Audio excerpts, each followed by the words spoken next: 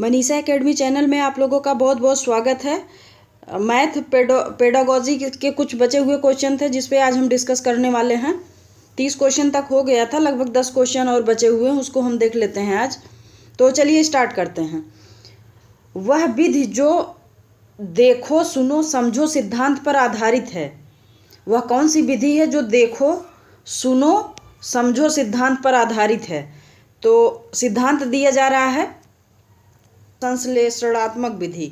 Option A है हमारा सही होगा, ऑप्शन नंबर बी है प्रयोगशाला विधि, प्रदर्शन विधि, ऑप्शन सी है विश्लेषणात्मक विधि, या अगला क्वेश्चन है 32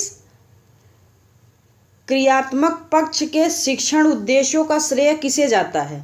जो क्रियात्मक पक्ष हैं उसके शिक्षण का जो श्रेय है वो किसको जाता है वो श्रेय?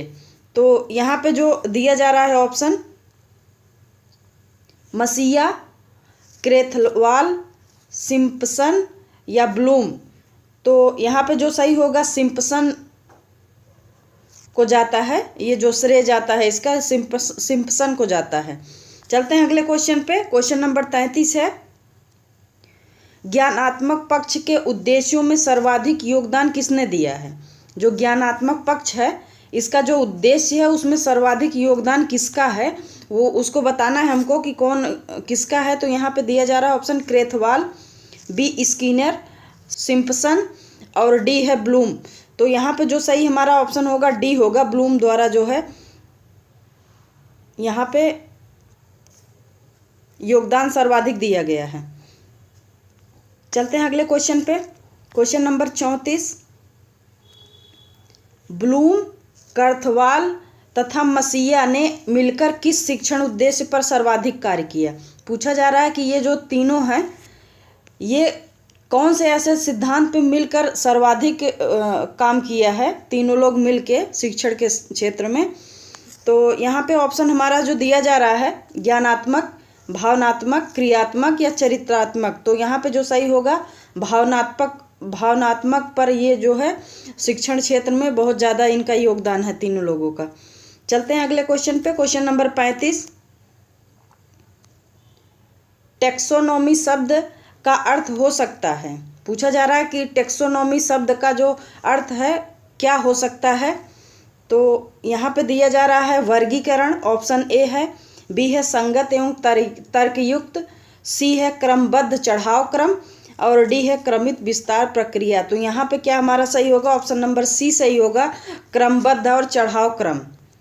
चलते हैं अगले क्वेश्चन पे। क्वेश्चन नंबर 36 है, सबसे उच्च उद्देश्य किसे माना गया है? सबसे उच्च उद्देश्य किसे माना गया है ये बताना है ज्ञानात्मक पक्ष से। तो ऑप्शन यहाँ पे जो दिया जा रहा है ए है ज्ञान, बी है विश्लेषण, सी है संश्लेषण या डी है मूल्यांकन। तो जो डी है मूल्यांकन इसी को जो है सबसे उच्च उद्देश्य के रूप में माना गया है। चलते हैं अगले क्वेश्चन पे। क्वेश्चन नंबर 37 है, बालक में स्वाभाविकरण की प्रक्रिया किस पक्ष से जुड़ी हो सकती है? बालक में स्वाभाविकरण की प्रक्रिया किस पक्ष से जुड़ी हो सकती है हमको बताना है। यहाँ पे जो हमारा ऑप्शन है ज्ञानात्मक क्रिया से, संवेगात्मक क्रिया से, क्रियात्मकता से, प्रत्यक्षीकरण से। तो कौन सा सही होगा? यहाँ पे डी ऑप्शन सही होगा, प्रत्यक्षीकरण से। चलते हैं अगले क्वेश्चन पे। क्वेश्चन नंबर 38 है, ब्लूम ने किस आधार पर अधिगम के लिए उद्देश्य निर्धारित किए? पूछा जा रहा है कि ब्लूम ने किस आधार पर अधिगम के लिए उद्देश्य निर्धारित किए? तो यहाँ पे जो सही होगा वातावरण के, व्यवहार परिवर्तन के, विषय वस्तु के, बौद्ध पक्ष के। तो यहाँ पे जो सही है हमारा व्यवहार परिवर्तन के। चलते हैं अगले क्वेश्चन पे।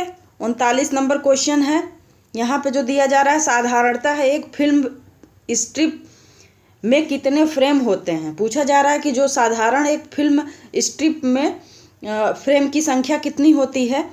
तो यहाँ पे जो दिया जा रहा है ऑप्शन नंबर ए है 10 से 20, 30 से 40, बी ऑप्शन, सी ऑप्शन 20 से 30 या डी ऑप्शन 20 से 40। तो यहाँ पे हमारा जो सही होगा ऑप्शन नंबर सी सही होगा, 20 से 30 होते हैं। चलते हैं अगले क्वेश्चन पे। क्वेश्चन नंबर 40 है और ये अंतिम क्वेश्चन है। त्रिभुज की रचना हेतु आवश्यक उपकरण सामग्री क्या होनी चाहिए? त्रिभुज की रचना करते समय आवश्यक उपकरण कौन कौन से होने चाहिए, ये पूछा जा रहा है। तो यहाँ पे बताया जा रहा है कि कंपास, पैमाना, पेंसिल, उपयुक्त सभी। तो यहाँ पे जो सही होगा ये तीनों होगा, उपयुक्त सभी ऑप्शन हमारा सही है। तो ये रहे हमारे कुछ बचे हुए। हमें उम्मीद है आपको ज़रूर पसंद आया होगा। यदि पसंद आया हो तो वीडियो को लाइक, चैनल को सब्सक्राइब, कमेंट करना ना भूलें। बहुत बहुत धन्यवाद।